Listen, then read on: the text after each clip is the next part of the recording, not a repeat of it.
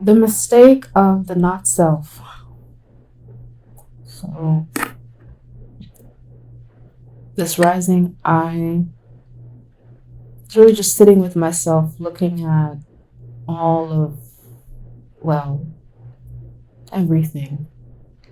And the first thing that came today was something I'm working on, which I'll put out soon, which is a sovereignty self assessment. And it's meant to help a person understand, like, what sovereignty is and the realistic um, manifestation of sovereignty.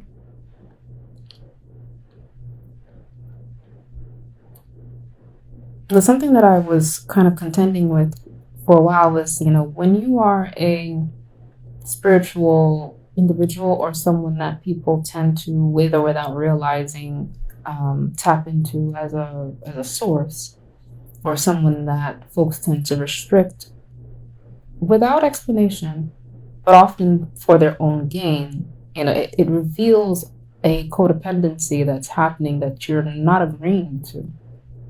It means that on some level, your physiology has been utilized by others, pretty much for their own sustenance, their own creation. And for that reason, you get to a point where you're just deciding, like, okay, is this your responsibility to fix? Is it your responsibility to provide the adequate solution? If you're not the aggressor, if you're not the oppressor. And what I've come to realize is that, well, if they could have made a better choice, they would have made a better choice. And in that way, sometimes to liberate yourself, you end up doing work for others for free. You end up healing them for free, just so you can get free. When you have other people compacted on you, and that is the disease, that's the illness, and you have their choices, their inability to be truly self-sufficient. We're not talking about doing business and having interdependence, because that's just reality, right?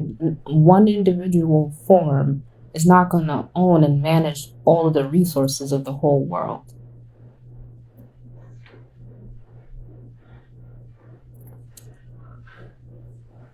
But when it comes to you and yourself, that's what it is that they just don't know better.